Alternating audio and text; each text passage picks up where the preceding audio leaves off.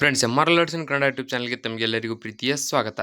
ಇವತ್ತಿನ ಈ ಒಂದು ವಿಡಿಯೋದಲ್ಲಿ ನಾನು ನಿಮಗೆ ತಿಳಿಸ್ಕೊಡ್ತಾ ಇದ್ದೀನಿ ಅಂತಂದರೆ, ನೋಡಿ, ಈ ಯೋಜನೆಯಲ್ಲಿ ಒಂದು ಹೊಸ ಯೋಜನೆ ಬಂದಿದೆ. ಅದರಲ್ಲಿ ಮಹಿಳೆಯರು ಬಡ್ಡಿ ರಹಿತ 5 ಲಕ್ಷ ಸಾಲವನ್ನು ಪಡೆಯಬಹುದು ಅಂತ ಕೊಟ್ಟಿದ್ದಾರೆ.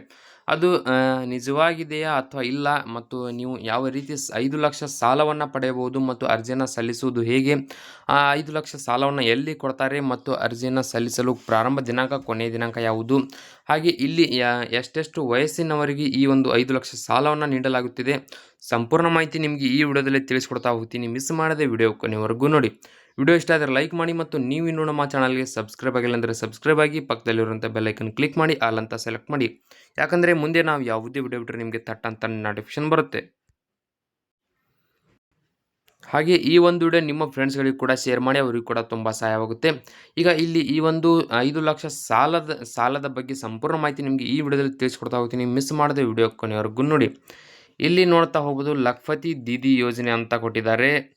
ಇಲ್ಲಿ ನೋಡಿ, ಸರ್ಕಾರ ಮಹಿಳೆಯರನ್ನು ಸಬಲೀಕರಣಗೊಳಿಸಲು ಅನೇಕ ಯೋಜನೆಗಳನ್ನು ನಿರ್ವಹಿಸುತ್ತಿವೆ. ಈ ಪೈಕಿ ಲಖ್ಪತಿ ದೀದಿ ಯೋಜನೆ 2025 ಇದು ಒಂದಾಗಿದೆ.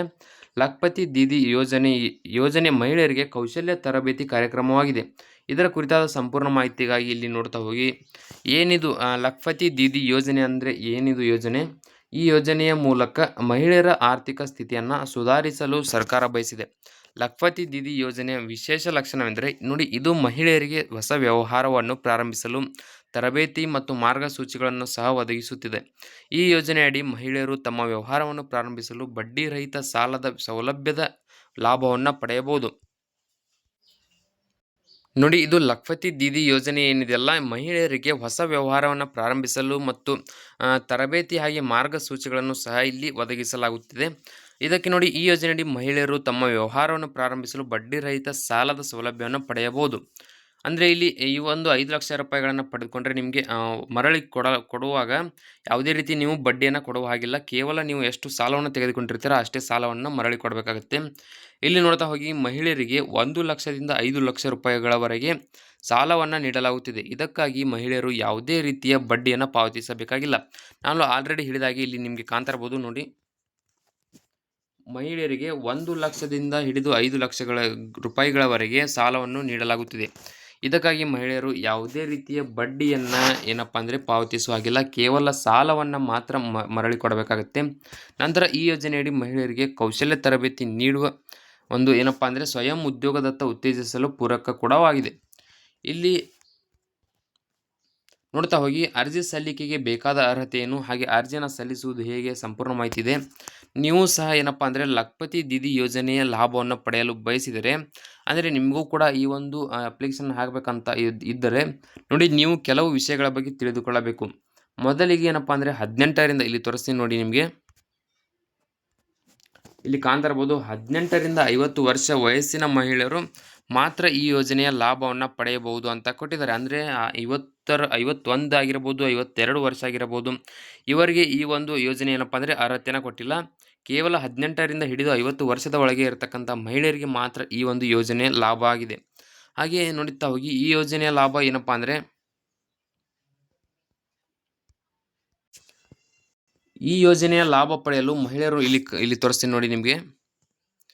ಈ ಒಂದು ಯೋಜನೆಯ ಲಾಭ ಬೇಕಂದರೆ ಮಹಿಳೆಯರು ಸ್ವಸಹಾಯ ಗುಂಪಿಗೆ ಸೇರುವುದು ಅವಶ್ಯಕ.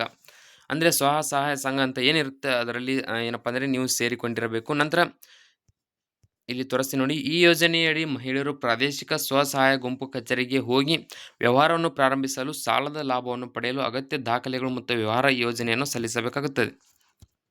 ಅಂದರೆ ನೀವು ಈ ಒಂದು ಅಪ್ಲಿಕೇಶನ್ನ ಹಾಕೋದು ಹೇಗೆ ಅಂತ ಇಲ್ಲಿ ನೋಡೋದಾದರೆ ನೋಡಿ, ಮಹಿಳೆಯರು ಪ್ರಾದೇಶಿಕ ಸ್ವಸಹಾಯ ಗುಂಪು ಕಚೇರಿಗೆ ಹೋಗಬೇಕಾಗುತ್ತೆ. ಅಲ್ಲಿ ಹೋಗಿ ವ್ಯವಹಾರವನ್ನು ಪ್ರಾರಂಭಿಸಲು ನಿಮಗೆ ಏನು ಸಾಲ ಬೇಕಂತ ಇದ್ದೀರಾ, ಅವರು ಅಗತ್ಯ ದಾಖಲೆಗಳನ್ನು ಮತ್ತು ವ್ಯವಹಾರದ ಯೋಜನೆಗಳನ್ನು ನೀವು ಸಲ್ಲಿಸಬೇಕಾಗುತ್ತೆ. ಅಂದರೆ ಇಲ್ಲಿ ಕೊಟ್ಟಿದ್ದಾರೆ ನೋಡಿ,